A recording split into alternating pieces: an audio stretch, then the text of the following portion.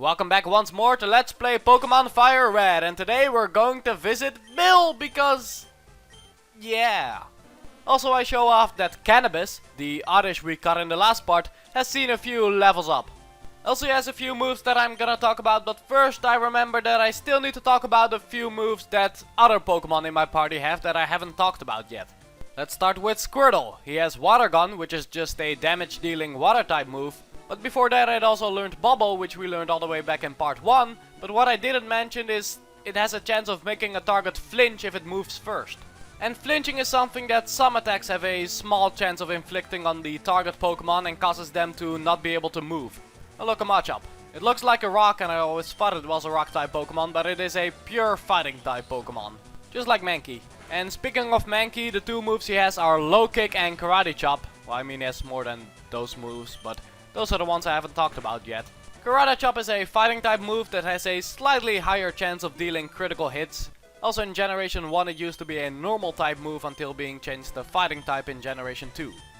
Also our Mankey can now learn Fury Swipe. Fury Swipe is an attack that can hit multiple times in a row, and how many times it will hit is dependent on just how lucky you are. If you're lucky it will hit 5 times in a row, if you're not so lucky it will hit twice in a row. And of course it can also hit 3 times or 4 times, but anywhere between twice and 5 times. But our Mankey also has the move Low Kick, which is a fighting type move that in Generation 1 just dealt normal damage. In Generation 2, how much damage it dealt is actually dependent on the weight of a Pokemon. Because apparently every Pokemon also has programmed how heavy it is. The heavier the Pokemon is, the more damage Low Kick will actually do. And finally, Pikachu also started off with Thunder Shock, which is a damage dealing electric type move, but also has a 10% chance of causing paralysis. Though we don't really need it because we have Thunder Wave, which instantly deals paralysis. But now it's time to talk about the move that our new party member has, Cannabis. He only has one attacking move and that is Absorb. But Absorb is pretty damn useful. It's a grass type move and next to dealing damage to the Pokemon, part of that damage dealt also gets restored in your own health. Meaning it's used to not only attack other Pokemon but also to heal the user. So if it's used on a Pokemon that is weak to grass type moves, it will also just heal even more. For example, the Slowpoke we're fighting here is a water psychic type, and because water is weak to grass, it's gonna do a lot of damage, so it's also gonna heal a lot of our damage. And the other two moves that Cannabis has are Poison Powder and Stun Pour. Poison Powder can poison the Pokemon, Stun Pour can inflict paralysis on the Pokemon. However, they don't have very high accuracy, so it's not a very reliable move. But to help with that a little, Cannabis also has Sweet Scent, which lowers the evasion of the opposing Pokemon. But not only that, Sweet Scent is the first move we're introduced to that can actually be used outside of battle. Now it's not amazingly useful, Sweet Scent just triggers a random battle without having to take a step, and only in places that can trigger a random battle, so not inside a Pokemon Center like I showed off in the last video. But now we know that there are some moves that can be used outside of battle, so in the overworld, and let's just say that's gonna be important later on. Also the youngster we just fought, he's just a random youngster, but in the first generation he was kind of important for triggering a certain glitch because of the special stat of his Slowpoke. But anyway, we made it to Bill's house, and Bill doesn't seem to be home right now. There's just this random Clefairy over here. Also some random machinery, but let's talk to the Clefairy, I guess. Hi there, oh my god, it speaks. So yeah, this is Bill. He fused himself with a Clefairy for some reason and now he wants to go back, but he needs our help to do so. Why would you fuse yourself with a Clefairy? No, I'm not gonna help you. I'd rather like a talking Clefairy. But as a pretty common thing in video, it's a but thou must. You're not allowed to say no. However, if I want to, I can just leave without ever helping him. In fact, I'm going to do so. Bye, Bill. Fun fact about Clefairy. It was actually supposed to be the original mascot for the Pokemon series until the anime made Pikachu the mascot. And fine, I'll go back in and help him, I guess. I mean, we kinda have to for story purposes, otherwise we can't progress beyond a certain point. Also Bill, as he is gonna tell us in a few seconds, he is the inventor of the Pokemon PC box system. The PC system, you might have already seen them inside the Pokemon centers on the right, but that's where your Pokemon go when they're not in your party. So if you have a full party of 6, you catch a Pokemon, it will automatically go there, and if you want that one in your party, you have to go to the PC and switch it out for another one. However, in Generation 1, the PC had something really annoying about it. 1 box in the PC can contain 30 Pokemon, though I think in the original it might have been 20 Pokemon. However, in Generation 1, when 1 box was full, you have to go to the PC and switch the highlighted box. Before you do that, you're not allowed to catch any Pokemon. So, if you found a really rare Pokemon and you want to catch it, you try to catch it and the game will suddenly tell you that your box is full and that Pokemon is lost. So, if you're playing Generation 1 for whatever reason, just make sure your box isn't full and try to keep track of it all the time. But yeah, Bill, not so great as your box system now, is it, Bill? But he gave us a ticket to a cruise ship and we're thankful for that, I guess. I mean, we needed to progress with plot, so... But now we're in another gym, and the gym of Cerulean City is the water type gym. Water types are weak to grass type attacks and electric type attacks, so I have an Oddish and a Pikachu, so I should be fine, though this gym is considered rather difficult. But I'll get into that once we face the gym leader. In the meantime, water types are also resistant to fire type attacks, ice type attacks and water type attacks. And in Generation 2 they would also become resistant to steel type attacks. Also new Pokemon, this is Horsey. It's cute, it's a water type, it has an evolution. But in Generation 2 it also gets another evolution by the name of Kingdra, which becomes part Dragon type. Much like the Ghost type, in Generation 1 there was only one line of Dragon type Pokemon. So they added Kingdra, but that was the only one they added, so by Generation 2 we still only had like 2 fully evolved Dragon types. It makes a little sense because they're dragons and they're usually pretty powerful, but it's just kinda odd that they in Generation 1 had these types that they barely had any Pokemon for. Also another new Pokemon, this is Shelder. It's a water type, but it evolves into a water ice type. And it is exclusive to the FireRed versions. Also it sticks its tongue out, but I for some reason always see it as a nose. I don't know why, but I can't really unsee it. And now it's time to face the gym leader. This is Misty, and much like Brock, she had a very important role in the Pokemon anime. She especially in the first season, where Brock stayed for a number of different seasons. Or Okay, I thought I was gonna fight the gym leader, but apparently we have this little picnicker in our way. This is Goldeen, a water type. It's honestly not very interesting, but it gets an internet meme when it evolves. But as I was saying, Misty was a main character in the first 2 generations of the Pokemon television show, where Brock was a main character in the first 4 generations of the Pokemon television show. But I'll talk more about the Pokemon television show when I talk a bit more about Pokemon Yellow. In the meantime, let that Absorb do its thing. Does a lot of damage since it's a water type Pokemon. Scored a critical hit and restores us almost back to full health. Oh, Absorb. Too bad you're only good during the beginning of the game. So they made an upgraded version by the name of Giga Drain, which is like Absorb, but better. And we get to learn the move Sleep Powder, which, just like Poison Powder and Stun Spore, inflicts a status effect, but it doesn't have very high accuracy. But what the Sleep status does is, well, it puts a Pokemon to sleep, and then the Pokemon only wakes up anywhere between the 1st turn or the 5th turn.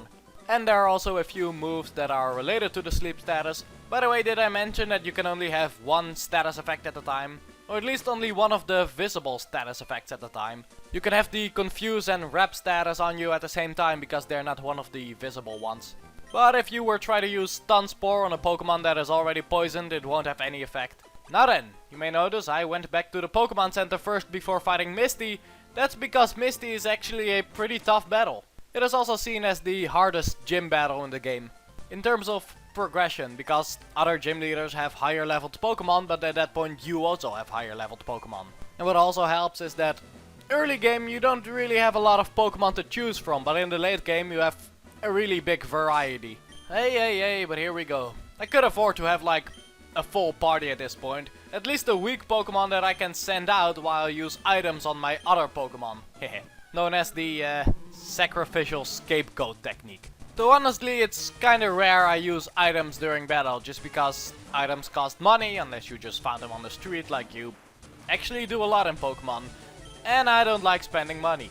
First Pokemon, a Staryu, a water type and nothing else. It just used Harden, which isn't gonna do a whole lot of good because Absorb is a grass type move, and in this generation all grass type moves are special type moves, and Harden only ups your physical defense, not your special defense. But oh god, Water Pulse. Water Pulse at this point in the game is pretty powerful, but luckily I'm a grass type Pokemon, so it's not gonna do a whole lot. But it also has a 20% chance of causing confusion, and I don't like to be confused. And another thing I love about Absorb, well, it's the same thing, but again, we just defeated the whole Pokemon and we're still at full health even though we got attacked, because obviously Absorb healed us a little. And oh god, the Starmie from hell. Evolution of Staryu, which is now also a water psychic type. And its moveset? Oh, its moveset. First of all, the move you saw first was Swift. Swift is a move that never misses, so you can try to lower its accuracy or up your own evasion. It's not gonna do a goddamn thing against Swift because, again, it's still gonna hit. It has Rapid Spin, which doesn't do a lot of damage, so really it isn't anything to worry about. But Rapid Spin gets rid of certain effects like arena hazards or trapping moves like Wrap. But I don't really think I have any of those kinds of moves in my party, so I wasn't gonna use them anyway, so Rapid Spin is just a low damaging attacking move. Also, both Rapid Spin and Swift are normal type moves. It also has Water Pulse, which I already explained why I don't like it. But then finally, oh finally, it has the move Recover, a move it can use to restore 50% of its own health. So if you don't have an attack that just deals a lot of damage to this Starmie, it means it can just keep using it and still have the time in to keep attacking you as well. So if you're fighting a Pokemon or a trainer that knows when to use Recover, it can extend the battle by a pretty damn long time. Granted, it runs out at some point, but only after using it 20 times. Oh, and by the way, one thing I should have mentioned about the PP, just how many times a Pokemon can use a certain move. Trainer battles in the original Generation 1 had infinite PP. So powerful attacks that you can only use a total of 5 times, they can use how many times they want. I really don't understand why people think that Generation 1 is the best, because that's just wrong. Generation 1 had so many problems, and if you're one of those Gen winners, let me point you to the dictionary and the word quality so you can look up the meaning. But back to the battle. Mascot is fainted. Cannabis has fainted. It is part psychic, so Monk Woman's fighting type moves aren't gonna do a whole lot. And it's part water, so Aqua's water moves aren't gonna do a whole lot either. To be honest, here I used poison on Starmie so it can help keep its health low. But in hindsight I should have used paralysis, so at a moment it might try to use recover, I have a small chance that it won't be able to. Also, here now, gym leaders will also have items. They won't have infinite items, they will always have a set number of certain items. And you can actually kind of manipulate that system to make sure they use their items on their weaker Pokemon so they don't have a way to restore their more powerful Pokemon. They will never have any revive items, so once a Pokemon is defeated, it stays defeated. And I don't think Misty here specifically has any status restore items because it's still poisoned and it doesn't seem to cure it from its poison, so I'm assuming she can't. But now this Water Pulse does the trick, and for the first time we are confused. Little ducks will appear when we're about to attack, and there's a small chance that instead of attacking the Pokemon, we will smack ourselves in the face. Well, I say small, but it's actually a 50% chance it will hurt itself in confusion. And it wears off anywhere between the first and the fourth move. But now Starmie didn't get the idea to use recover, so we were able to hit it, and even if we hit ourselves in confusion, poison still would have killed it. So now we technically defeated Misty as soon as this battle ends after we learn a new move by the name of Bite. Bite in Generation 1 wasn't especially amazing, and it still really isn't, but in Generation 1 it was a normal type move and had a 10% chance of making a target flinch.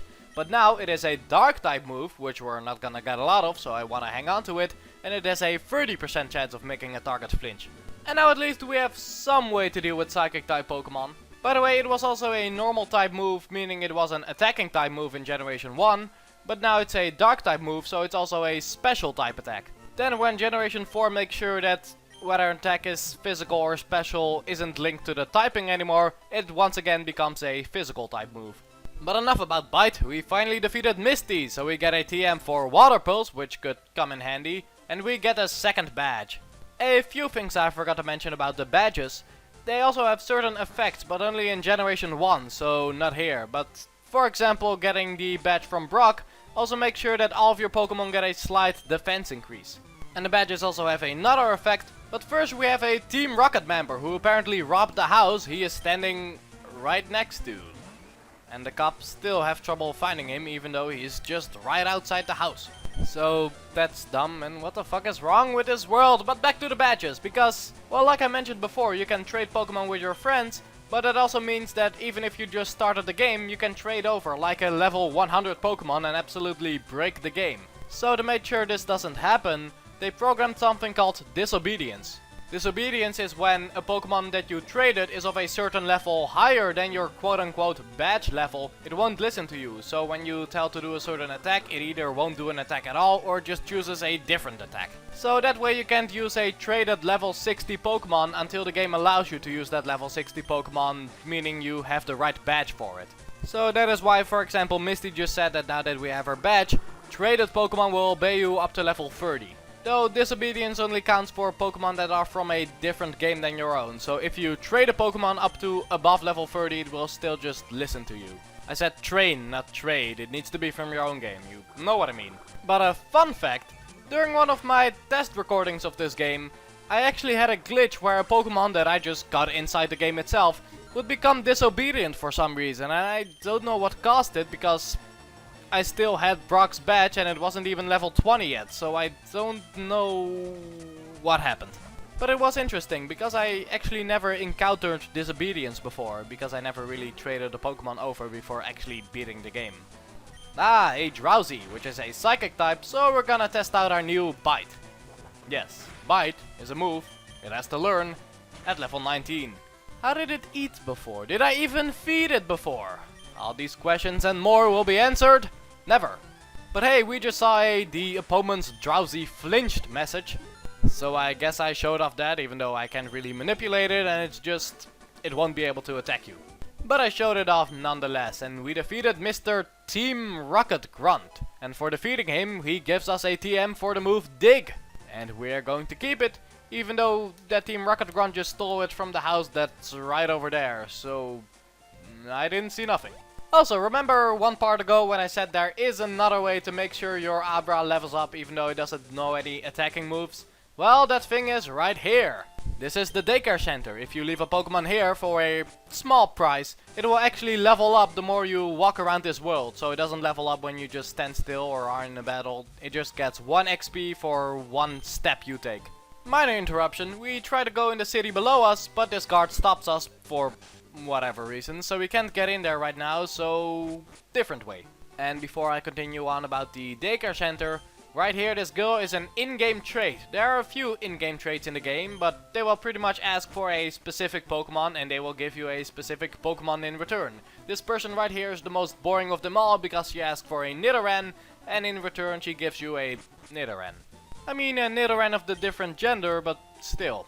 And there are a few other places in the game where people will trade certain Pokemon with you, but more about the daycare center now. Because the daycare center we just went to can only have 1 Pokemon at a time. However, in later generations, you can leave 2 Pokemon at the daycare center at once, which is important for another thing: breeding.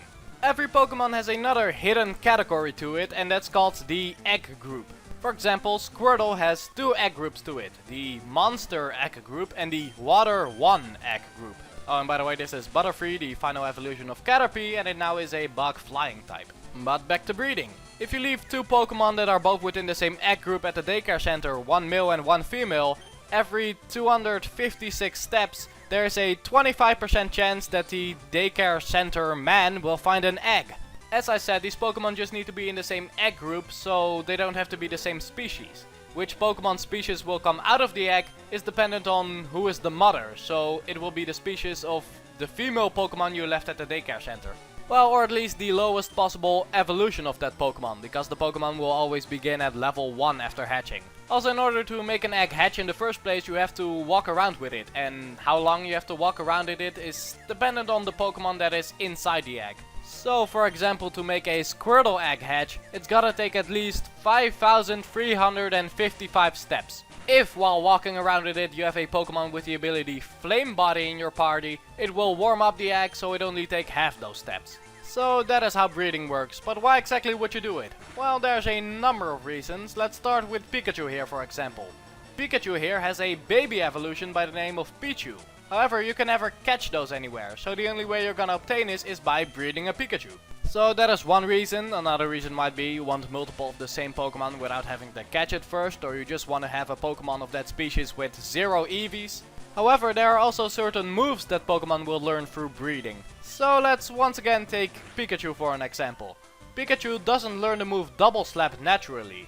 However, Clefairy is within the same egg group as Pikachu, and Clefairy does learn the move Double Slap. So if the father Clefairy, meaning the Clefairy that is male and you left with the female Pikachu in order to breed, if the father Clefairy, or the Clefather, does have the move Double Slap, the Pichu that will hatch from the egg will have the move Double Slap even though it doesn't learn it any other way. Now of course this doesn't work with every single move on every single Pokemon, even if you have a fire type with Flamethrower that is within the same egg group as Wartortle, you still won't get a Squirtle with Flamethrower. It only works with specific Pokemon and specific moves that are all predetermined and you can look up on the internet.